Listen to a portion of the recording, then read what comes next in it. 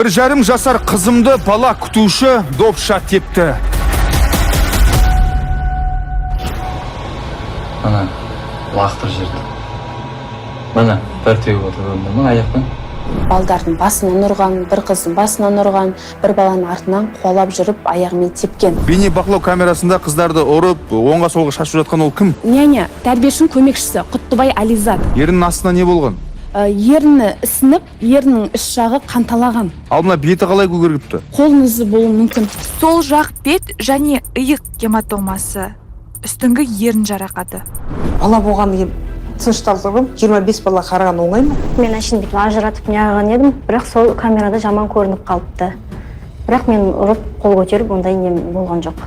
Бір-екі рет қолым тиіп кеткені үшін анасынан кешірім сұраймын.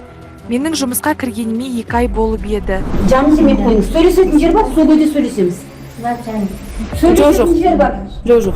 Бәлесі көп балабақша. Осылай деп тараздық Сымбат есімді келіншек көремізден көмек сұрат. Айтуынша 1,5 жастағы қызын тәрбиешінің көмекшісі жұлқылап, қол көтерген. Бойын ашу кернеген ана балабақша қызметкерлерін жауапкершілікке тарту керек дейді. Қайырлы кеш, Еуразия бірінші арнасында көреміз сіздермен. Руслан Өтепбай. Аяқты орды ма білмейсің ба? Ана, лақтыр жерді. Яқа қарайш, алдына қарай. Қайды орға. Мана, бір теуіп отырғанда ма аяқпен? Буыны қатпаған балаларды бөлмеден бөлмеге лақтырып, онымен қоймай, допша тепкен бұл әйел іс-әрекетімді ешкім білмей қалады деп ойласа керек. Алайда балабақшаға барғанына небәрі 4 күн болған қызының қол аяғы көгергеннен соң Сымбат Байділдаеваның күдігі көбейген.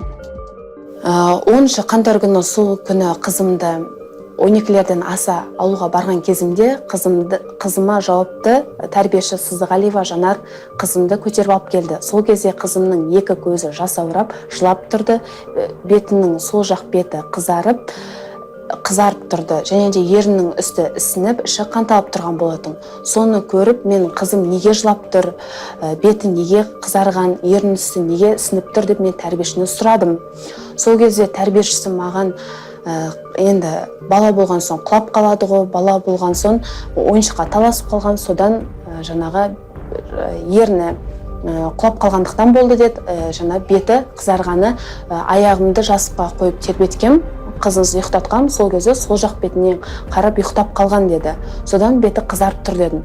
Осылайша балабақша қызметкерлері қызымның әр жарасына сан түрлі сылтау айтудан жалықпады дейді Сымбат.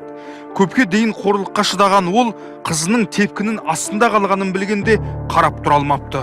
Құттыбай Ализат сол жерде 9:00-ден 10:00 шамасындағы уақытта билеп жүріп, балдардың басынан ұрған, бір қыздың басынан ұрған, бір баланың артынан қуалап жүріп, аяғымен тепкен. Және де менің қызымның басынан ұрып, аяғымен тепкен. Бейне бақылау камерасының астында да бір баланы құшақтап жатып, қызымды қолындағы ойыншығымен бетінен ұрған. Бұл жайттың барлығы маған айту өте қиын, себебі бұл жайттың барлығы мен көзімен көрген кезде мен үшін өте ауыр тиді. Аналық жүрегім сол жерде қан жылап, шарасыз халде болып, эмоцияда болдым.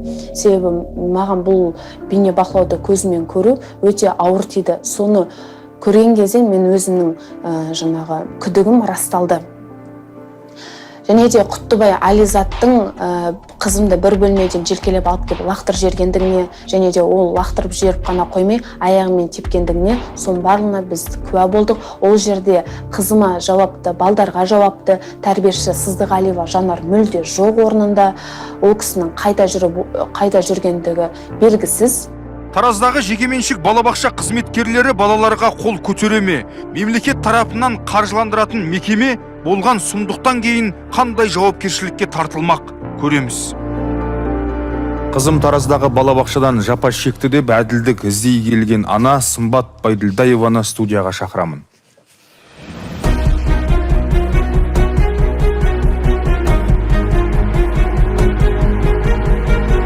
Сымбат ханым, саламатсыз ба? Амансыз ба, қош келдіңіз. Қанша күннен бері әділдік үшін күресіп жүрсіз? Қанша ай өтті? 14 күн өтті. Ешқандай нәтиже жоқ. ешқандай нәтиже жоқ деген кезде сот шешімін күтіңіздер деп айтты. Жақсы. Қазір енді оның барлығына тәптіштеп тоқталамыз. Қызыңыздың есімі? Қызым есімі Аймира. Жасы нешеде? 1 жас 4 айда. 1 жас 4 ай. Небәрі 1 жас 4 айында. Балабақшаға неге ерте бердіңіздер? Қоғамға үйренсін, өз-өзін ұстап, ортаға үйренсін, балдармен ойнасын деп берген едік. Бірақ негізі бала ол 1,5 жаста, ол социумға онда потребность жоқ. Ол 3 жаста пайда болады балада. Енді жалғыз қыз болған соң үйде эгоист болып кетпесін, өзің қоғамға ұстап үйренсін, өз-өзімен ортаға үйренсін деп берген едік. Қандай балабақша? Балбөбек әлемі балабақшасы еді.